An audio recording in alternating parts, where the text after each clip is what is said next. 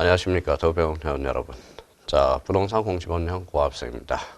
다들 있었죠, 또 일주일이 후딱 지나가 버렸네요. 참, 세월 빠르죠. 근데 뭐, 열심히 하는 사람한테는 뭐, 우리 세월이 빨라도 열심히 하고 있으니까 그걸로 충분히 만족스럽다는 겁니다. 자, 오늘은 요약집 256페이지. 자, 제2장 등기기간과 설비라는 게 나와 있네요. 자, 여기에 대해서 이제 등기기간과 설비가 뭐냐, 이걸 따진다면, 우리가 이제 부동산 등기의 개념부터 우리가 잡아보자고요. 자, 부동산 등기란 뭡니까? 바로, 자, 등기소에서 하죠. 등기소에서. 자, 등기간입니다. 등기부에 뭐 하는 것, 자, 기록하는 것, 이렇게 이제 의미가 되죠. 자, 우리가 이 장에서 잡으려고 그러는 게 대표적으로 이제 등기소라는 거죠. 등기소는 대표적으로 물적 설비가 되는 거죠. 등기관은 인적 설비가 되고요. 등기부는 대표적으로 물적 설비로 구성되어 있다라는 거네. 이때 등기부는 대표적으로 뭐예요? 전산 등기부죠. 그래서 이제 기록이라는 단어가 나오게 되는 겁니다. 자, 등기소와 관련돼서 그러면 등기소에 대해서 우리 잠시 우리가 살펴봐야 되고 그렇게 많이 출제되는 영역은 아닙니다. 등기간에 대해서도 많이 출제되는 영역은 아니에요. 그런데 등기부는 기본적으로 등기부는 꼭 알아야 되고요. 그래서 이제 등기소에 대해서 우리가 한번 보도록 하죠. 자, 등기소에 대해서는 논점이 그냥 눈으로 익혀요. 등기소는 세자다. 그래서 등기소와 관련돼서 첫 번째, 자, 가날에 이제 첫 번째 가날의 문제가 발생하는 거예요. 가날의 문제가 하나 발생할 수도 있고요. 가날의 문제라는 거 하나 발생할 수가 있고. 자, 두 번째는 가날의 변경이라는 문제가 발생할 수가 있어요. 가날의 변경. 자, 세 번째는 자, 주체권자와 관련돼서 무슨 일을 하느냐. 요 주체권자와 관련돼서 요 세 가지 측면에서 우리가 정리해 두시면 되겠습니다. 자, 가날의 문제, 그러면 가날의 문제와 관련돼서 대표적으로 원칙이 있고요. A적 측면이 있다라는 거예요. 가날의 문제에서 우리의 원칙은 자, 부동산 소재지에서 부동산을 가날하게 되죠. 그래서 부동산 소재지라는 거고, 그러면 A적 측면은 뭐는 이제 한번 이해를 한번 해봐야죠. 자, 이게 구로구라는 게 있고요. 대표적으로 안양시라는 게 있습니다. 자, A가 구로구에다 집을 졌다. 그러면 구로구에다 집을 졌으면 어디에다 등기를 해야 돼요? 바로 구로 등기소에다 해줘야 되겠죠. B라는 사람이 안양시에다 집을 졌으면 안양시에다 등기를 해줘야 된다라는 겁니다. 그러면 원칙은 그러면 가날 문제와 관련돼서 가날은 부동산 소재지에서 우리가 하게 된다. 자, 만약에 여시라는 사람이 자, 구로구 안양시 적경지에다 집을 졌다고 한번 생각해봐요. 이렇게 등기될 수 있고 이렇게 등기될 수 있죠. 그러면 이중 등기가 될 가능성이 커요. 그러면 막아야 되겠죠. 그러면 요 가날의 문제와 관련돼서 가날의 문제는 대표적으로 어떻게 진행이 되느냐. 요 안양시는 대표적으로 뭡니까? 지방법원 소속이에요. 요 서울중앙지방법원 소속이에요. 그러면 결론적으로 구로구가 불리하면 구로구, 유리하면 중앙지방법원 소속으로 맡길 수 있고 불리하면 지방법원으로 할 수 있죠. 그럼 페어플레이가 안 돼요. 그렇다면 이 두 개를 비교해서 체급이 이쪽으로 나지만 한 체급 높은 사람이 가날을 지정하게 되면 됩니다. 보통 한 체급이 높으니까 서울 고등법원장이 가날을 지정하게 되네. 그러면 요 A적으로서 가날의 지정 문제와 관련돼서 A적으로 요거는 일률적으로 정할 수 없다라는 거예요. 그러면 요때는 누가 정하느냐? 대표적으로 상급법원장이 가날을 지정하게 된다. 그래서 상급법원장이 가날 지정, 여러 문제가 하나 발생합니다. 자, 여기에서 우리가 확인해 둘 것도 하나 대표적으로 뭐가 있죠? 그래서 만약 가날을 위반했을 때, 가날의 위반에 대해서는 어떻게 할 건가? 이거는 우리가 29조 대표적으로 1호 사유가 그랬었죠. 이거는 절대적, 언제나 절대 무효고 당연 무효고.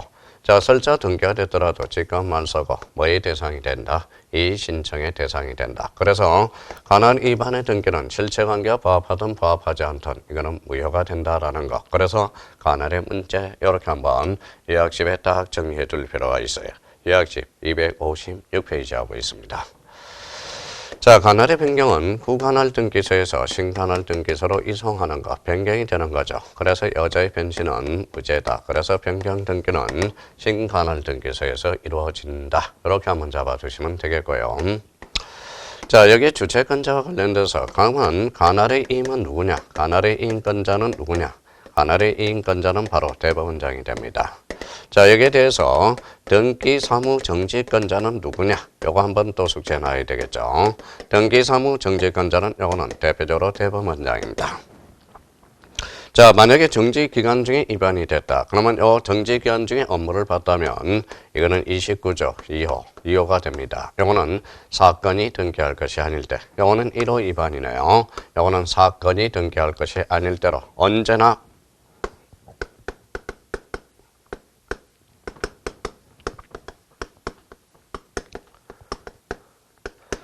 당연무효고요.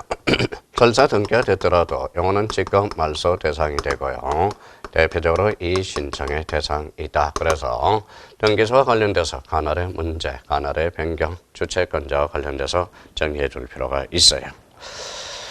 자, 그러면 요약집 256페이지 등기소의 관할 원칙, 부동산 소재지 줄잖아요. 예적으로 관할 등기소의 지정 이렇게 나와 있네요. 자, 한 개의 부동산에 여러 개의 등기소의 관할구역에 걸쳐 있을 때 신청, 동그라미 쳐고요. 각 등기소를 관할하는 상급법원장, 거기에다 밑줄을 딱 그어놓으세요. 그러면 대표적으로 상급법원장이 관할 등기소를 지정한다. 그 정도 한번 확인해 주시면 될 것 같습니다. 자, 그래서 여기에서 또 하나 확인해 둘 거는 거기 2번이 있어요. 등기사무의 인권자라는 게 대표적으로 대법원장이다. 그래서 이게 27회 때 한 개의 지문이 유입이 됐죠. 그래서 등기사무의 인권자, 대표적으로 자, 대법원장이 임한다. 그래서 등기사무의 이인과 관련돼서 딱 하나 밑줄 정하면 됩니다. 자, 등기사무 정지권자가 나오네요. 자, 대법원장 줄쳐놓고 기간 제한이 없어요. 그래서 정지를 명할 수 있다. 만약 여기 위반될 때는 바로 29조 사건이 등기할 것이 아닐 때 해당돼요. 절대무효, 직권 말소 대상이다. 그러면 등기소와 관련돼서 나와봐야 이 정도 의미를 잡아놓고 특히 이 부분에 대해서는 조심해 놔야 됩니다. 상급법원장, 일률적으로 정할 수 없어요.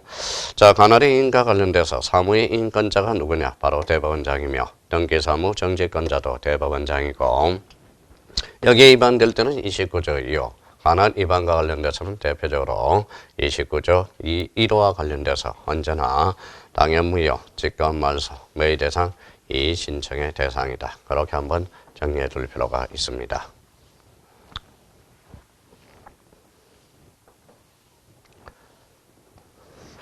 자, 이번에는 등기소 등기관을 봐야죠.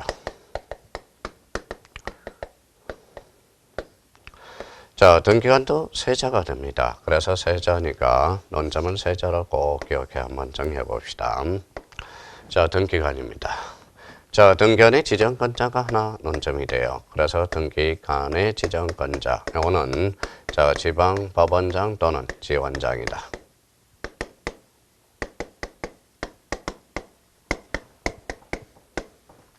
자, 지방법원장 또는 지원장이 지정권자라는 거 그렇게 한번 잡아놓고요. 자, 등기관은 뭡니까? 바로 등기관은 가는 데서 사람이죠. 이 사람이다 보니까 뭐에 약해요? 바로 자, 정에 약하죠. 정에 약합니다. 자, 정에 약함으로써 이 정이죠. 자, 진정성을 확보해 줘야 돼요. 그래서 진정성을 보장해 줘야 되겠죠. 그래서 진정성을 보장해 줘야 된다.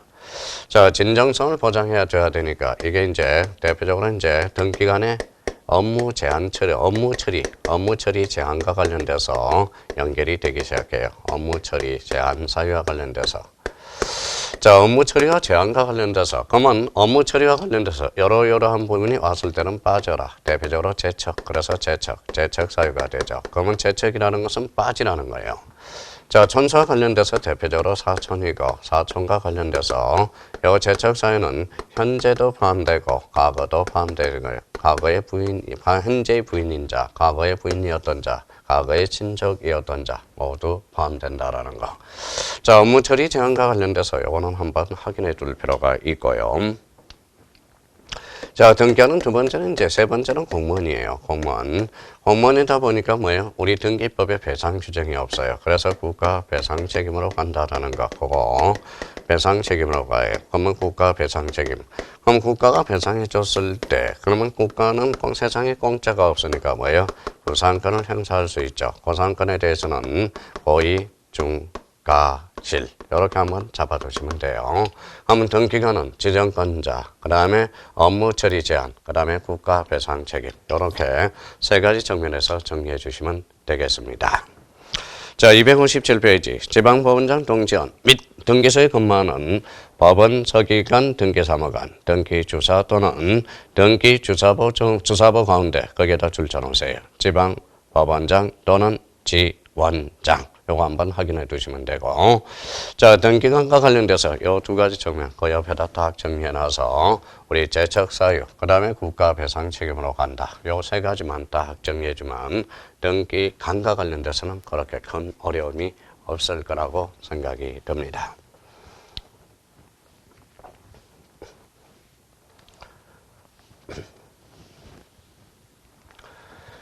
자, 이제 등기부죠. 자, 등기에 관한 정보, 대표적으로 이제 등기부라는 게 있네요. 자, 등기부에 대해서. 자, 등기부는 크게 몇 종류? 이제 나오네요. 그래서 토지 등기부와 건물 등기부. 자, 토지 등기부는 대표적으로 세 부분, 그래서 세 부분. 자, 세 부분이면 뭡니까? 표제부, 각구, 얼구. 표제부는 사실, 각구는 소유권, 얼구는 소유권 이해권리. 자, 건물과 관련돼서 일반 건물이 있고요.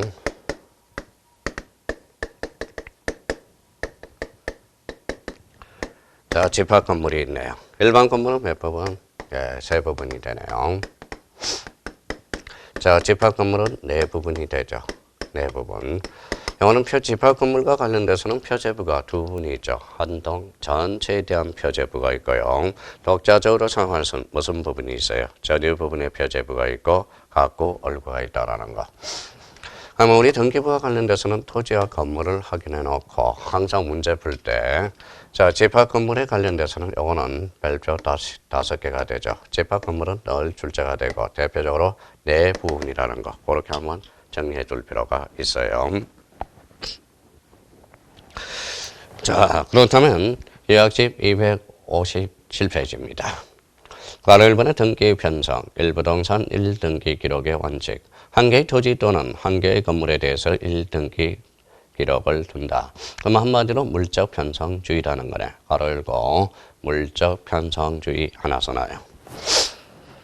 자, 이번에 집합 건물의 등기 기록과 관련돼서 한 동 건물에 속하는 전부 동그라미, 전부에 대해서 1등기 기록을 사용한다. 그러면 전부 밑에 네 부분이라고 써놔요. 대표적으로 한 동 전체 표제부와 전유 부분의 표제부와 각구, 얼구 네 부분을 한 몸으로 본다라는 거예요. 자, 3번의 부동산 고유번호. 부동산 고유번호는 한 개의 토지, 한 개의 건물마다 다 고유번호가 등록되겠죠. 고유번호는 14자리입니다. 우리 지적에서 배우는 토지의 고유번호는 19자리가 되죠. 그러면 리온의 구분 건물에 관한 대해서는 전유 부분마다 여기 행강편잖아요. 전유 부분마다 부동산 고유번호를 표한다. 아파트는 한 동 전체에 부여하는 게 아니라 각각 전유 부분에 하나, 둘, 셋, 넷 점유마다 부여하겠죠. 그래서 그 의미를 잡아두시고요. 바로 이번에 등기 기록과 구성과 내용이 나오네. 일반은 토지와 건물, 표제부, 각구, 얼구. 각구는 소유권, 얼구는 소유권 이해의 권리. 자, 표제부와 관련돼서 각구, 얼구 모두 기록하지만 접수번호는 권리의 사실이에요. 자, 권리죠. 그래서 접수번호 줄쳐놓고요. 등기 목적, 이거는 우리 표제부에 기록되지 않는다라는 겁니다. 그럼 결론적으로 접수 연월일은 표제부, 각구, 얼구에 모두 기록되지만 잘라요.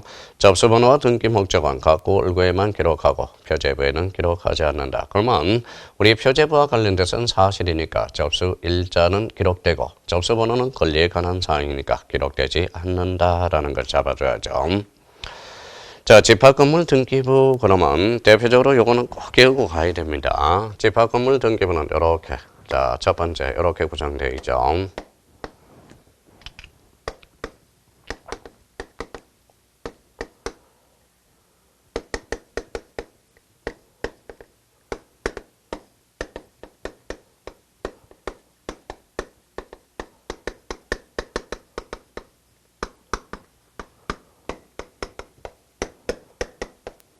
자, 집합 건물은 한 동 전체 표제부, 전유 부분의 표제부, 각 얼구. 다시 여기는 자, 상단은 뭡니까? 한 동 건물 표시. 하단은 대지권의 목적, 대지권의 목적인 토지의 표시, 목적인 토지의 표시. 자, 전유 부분의 표제부. 전유 부분의 표제부. 이거는 상단의 전유 부분. 전유 부분의 건물의 표시.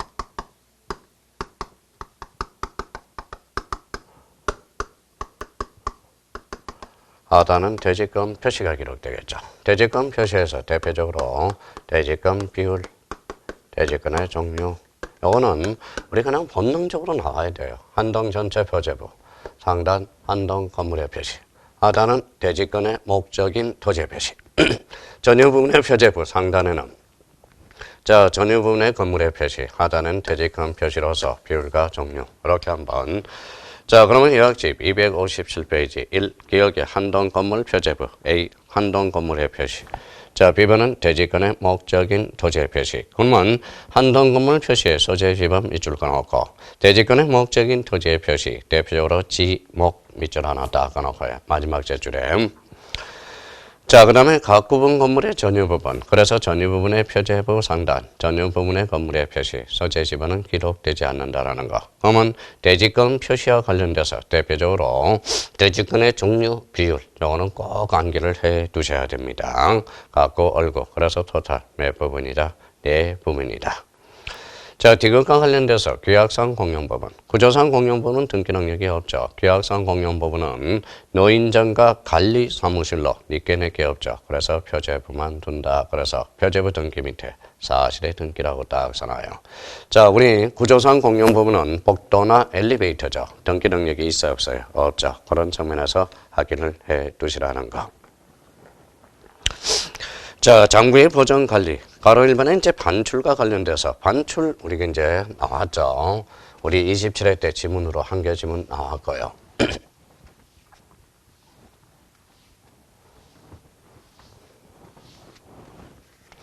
자, 반출과 관련돼서는 이렇게 한번 잡아야 되겠죠. 반출 내보낸다는 거죠.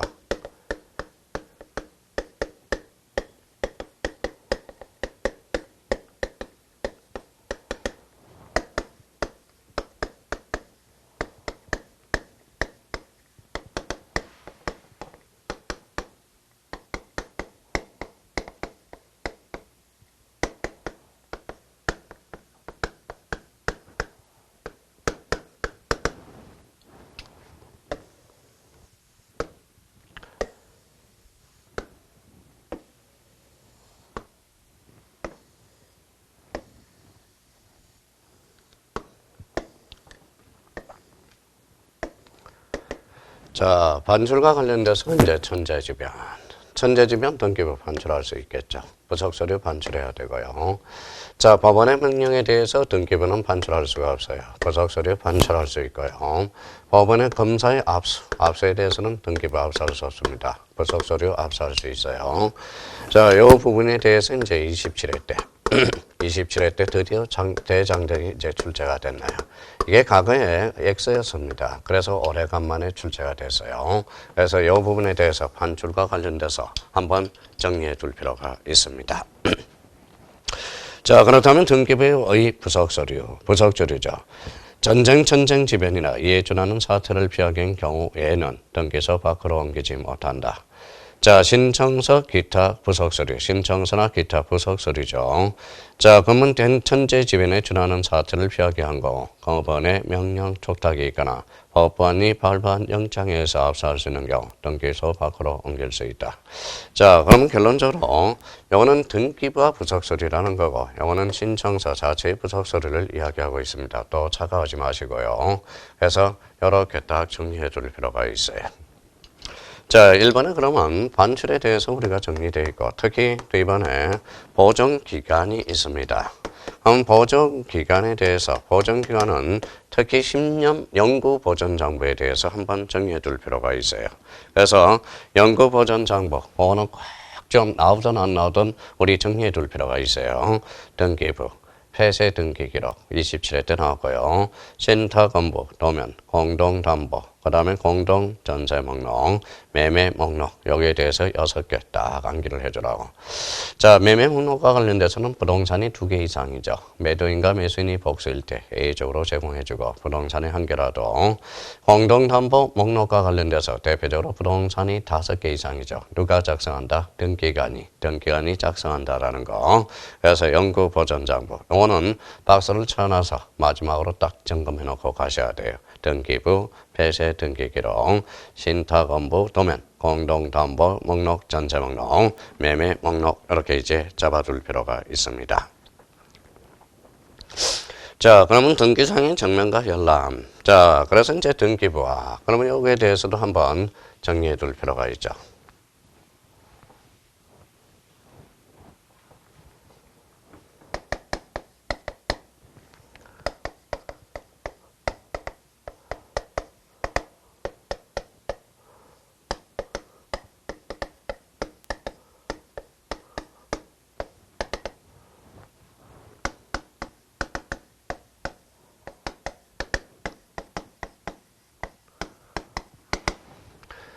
자, 등기부와 관련돼서 열람, 누구든지 열람이 가능하겠죠. 등기사항 증명서 발급도 가능합니다. 부속서류, 신청서, 기타 부속서류에 대해서는 이거는 세모예요. 누구든지 열람이 안 되고 이해관계인만 가능하다라는 겁니다. 이해관계인. 발급은 안 됩니다. 그렇다면 이거와 관련돼서 우리 자주 출제되니까 또다시 한번 이렇게 정리해 둘 필요가 있어요.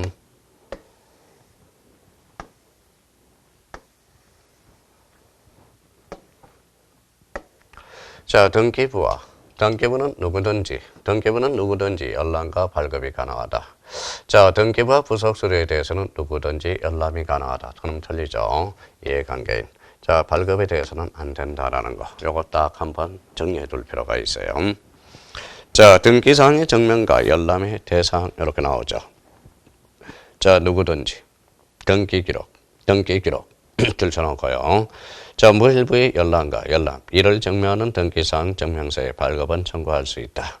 다만 등기기록의 부속서류 들쳐놓고요. 이해관계 있는 부분만 열람을 청구할 수 있다. 그러면 1번과 2번에 대해서는 바로 이런 측면에서 한번 정리해 놓고요.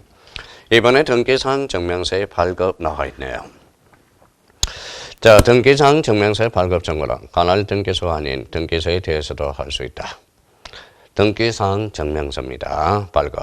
신탁건부 공동담보 목록, 도면 또는 매매 목록은 그 사항의 증명도 함께 신청한다는 뜻의 표시가 있는 경우만 발급을 한다. 그래서 그 2번 한번 체크해놓고요.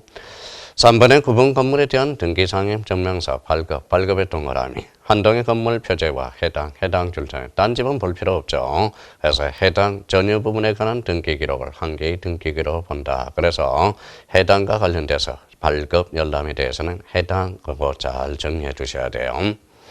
4번의 등기 신청이 접수된 부동산에 관해서 등기관이 그 등기를 마칠 때까지 등기사항 증명서를 발급하지 못한다. 원칙이 그러죠. 다만 이거 줄쳐놔야 돼요.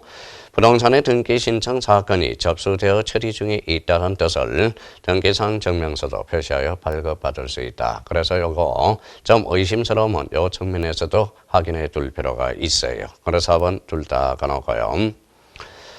등기사항 증명서에 발급하거나 등기사항 증명서 열람하게 할 때 주민등록번호 또는 부동산 등기용 등록번호의 일부를 공시하지 아니할 수 있다. 대부분 주민등록번호가 이제 전부 열세 자리가 공시가 된다면 우리가 이제 바로 프라이버시권의 침해가 될 수 있어요. 그래서 일부만 공시할 수 있다라는 거. 그래서 5번. 자, 6번의 등기사항 증명서의 종류. 요거는 상식과 관련돼서 기억, 니은을 묶어요. 그래서 전부 증명서입니다. 기억과 니은은. 그러면 현재 요상이라는 게 있고요. 말소사항 포함해서 두 종류가 있다라는 거. 그러면 디귿, 니을, 미음 묶어요. 일부 증명서로서는 특정인 지분, 현재 소유하나, 그 다음에 지분 취득 이력. 그래서 등기사항 증명서의 종류는 일부 증명서 3종류와 전부 증명서 2종류. 한번 상식적으로 한번 잡아둘 필요가 있습니다.